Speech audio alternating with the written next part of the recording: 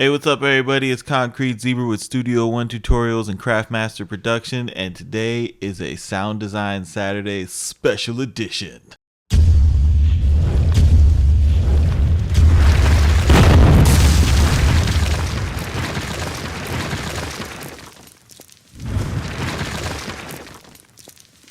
What's up, everybody? It's Concrete Zebra with Studio1Tutorials.com and Craftmaster Production. Today we're going to be doing some simple sound design with Omnisphere 2. This is an update I've been waiting on for a long time. You know, Spectrasonics had a countdown on their website, counting down to the release, and the website crashed the first day everybody went to go do the update. So there's a lot of people who are still waiting to get a hold of this. And Spectrasonics was cool enough. I emailed them and they gave me a private download link to go ahead and get the update. So I'm pretty excited about that. I went and watched that damn Mayweather and Pacquiao fight last night, so I'm kind of feeling rough right now. But I had to I woke up and seen their email and instantly went to download and install an update and started messing around with some stuff. I'm gonna be doing probably a couple more videos on this synth because it's awesome. I was just flicking through some of the brand new preset libraries, and God, this is a beast. Definitely an amazing synth for EDM and urban and trap. They have a lot of very trap centric sounds. But today, before I get a chance to really read the manual and get into everything this does, I just decided to go with something simple, and I figured we could synthesize some 808s. Omnisphere, the first one, the only real knock that was against it was more of a sample driven synth. Meaning it didn't have a lot of different choices for oscillators. And in this update, they have completely just really like blown it out of the water with your oscillator choices. Here's the original ones you used to get from Omnisphere. I mean, that was all you could choose for.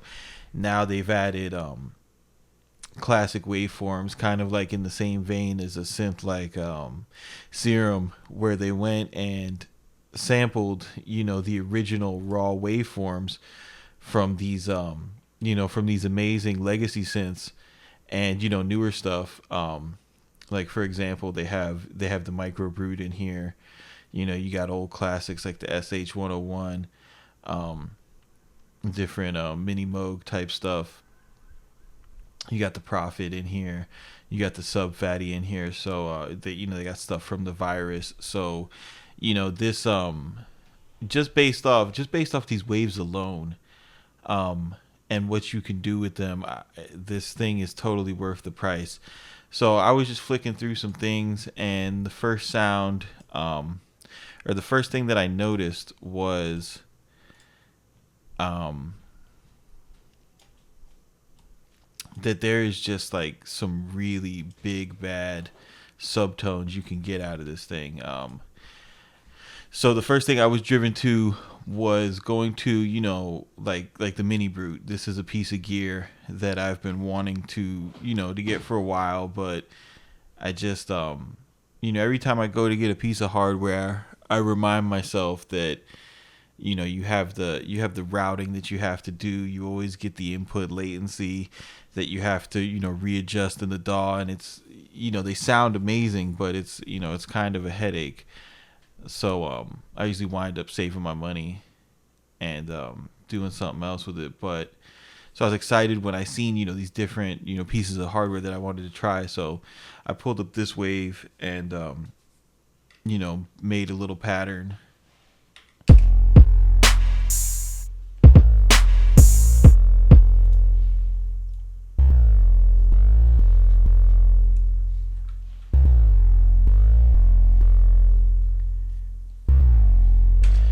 And the thing that you notice, off the top, just with the waveform, Let me turn the effects off.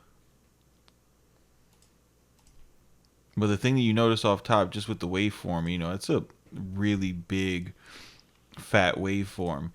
And on top of that, with these three controls right here, you have the opportunity to really, to really shape it into the sound that you want.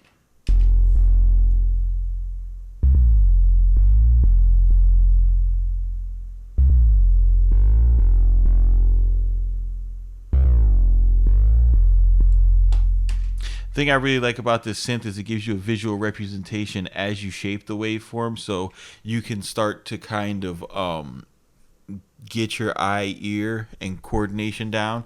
So you notice as you make a waveform more jagged, that's more high frequencies that get introduced to that sound.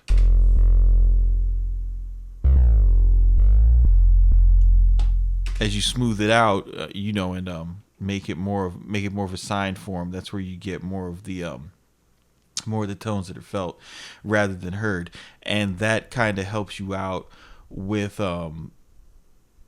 thinking about how you want to make your sounds. Now like if you want a real deep tone, you want something that looks more like this. If you want to add something that has a higher overtone, you're going to want something more jagged. So I started with that, and I thought that was really cool, and I could use that by itself. Throw some distortion on it, a couple external effects, and have a really great sound. But I wanted to take it a step further and see what I could do inside of Omnisphere.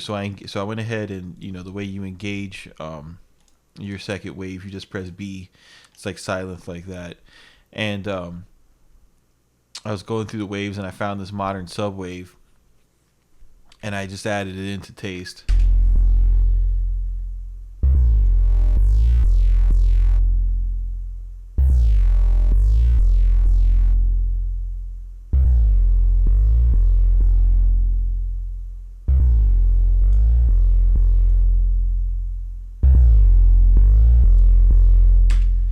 That right there, that is a bad boy right there. That's a bad sound. And you see just by layering another waveform, you can really do the job of an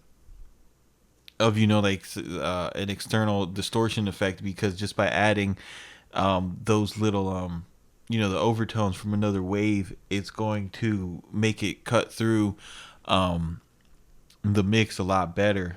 And you could kind of test that out, now whenever I'm making these sounds, because it's so important for things to translate to the earbud in the headphone world. I'll go ahead and I'll put the beats on, since they're the most popular headphones, what everybody's listening to their music through, and I'll make sure that I have something that translates well into that medium. And the synth is, it's still got the same legacy controls. If you want to put the glide on, you just engage it. You have the choice to glide, one of your oscillators or both of them, which is really cool. And then of course, when you're making a 808 sound, you want to make sure that you only have it on one voice. That way you don't have overlap. So that was the first sound that I made. I thought that was really cool. And then you put some drums on top of it.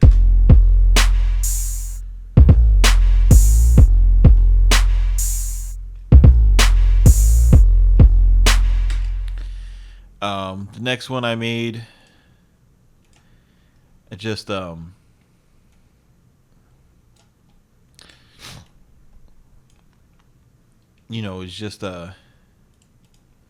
just going through the waves again. It came out with something like this.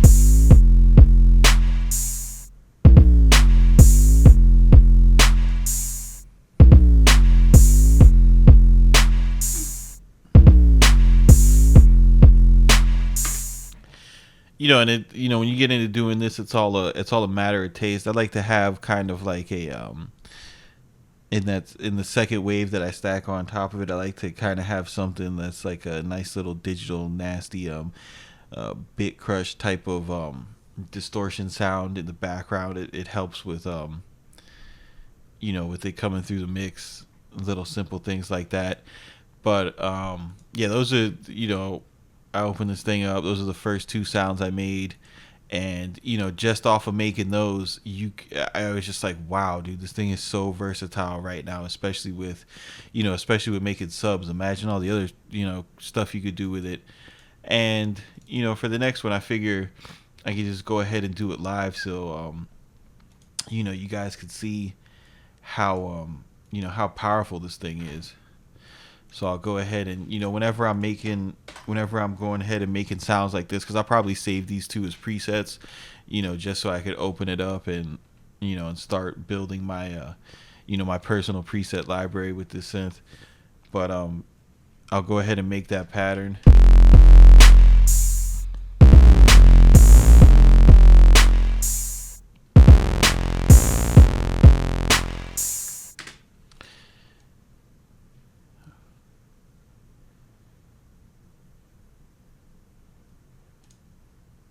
Let's see, this is gonna I could tell already this is gonna have higher tones in it because it's a more jagged sound, but it's like a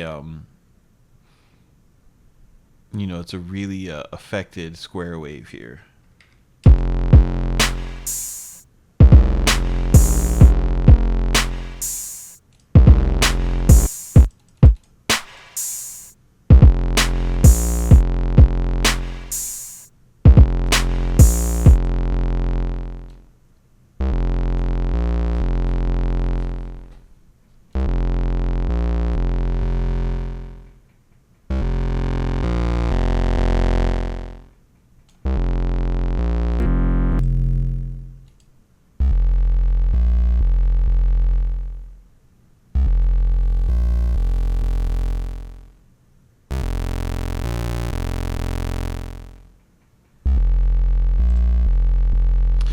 Let's see, I like that.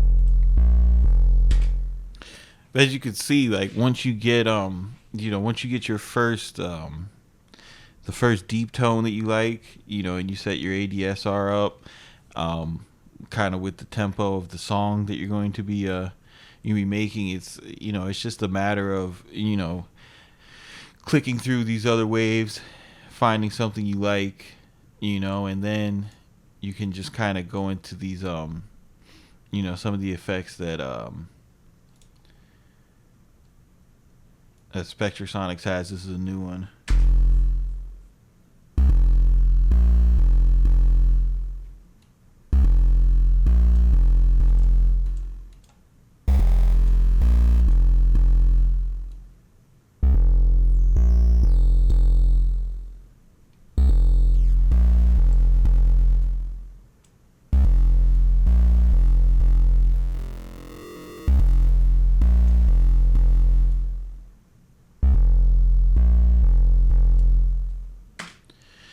And you could go full crazy, and get your Daft Punk Yeezus vibes going. Really anything. This is a really powerful synth. I was super excited to get it.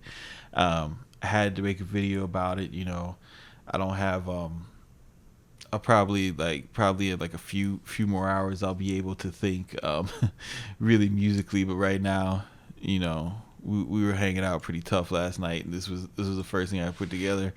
But yeah, man, if you were kind of on the fence about buying this and wondering if it's gonna be, I always see a lot of people who make like hip hop and trap asking about the synth because it's got such high praises, um, all over the internet about people using it, and they just don't know, like, oh, am I going to be able to use the sounds? And just based off of the new waveforms that they've um added into the synth, it's just amazing.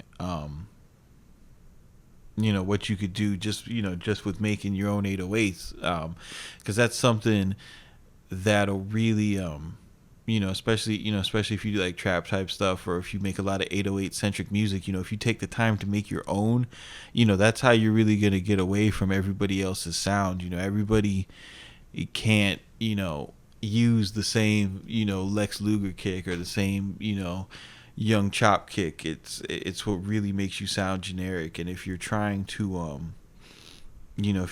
get into this, to make beats with an artist, or try to get into the film world or something, you're gonna need to do anything to sound different than everybody else. And starting at the bottom, literally with the bass, is a good place to start. But yeah, man, I just I put this together just because I was excited to use it, and I wanted to share it with you guys, in case you guys are thinking about getting it. I'm going to do a couple more that are a little bit more in depth. I'm about to mess with that, the whole uploading your own sample and making your own sound out of that. But this is Concrete Zebra, a very hungover zebra. And I appreciate you guys watching. I'll see you on the next one. Thanks.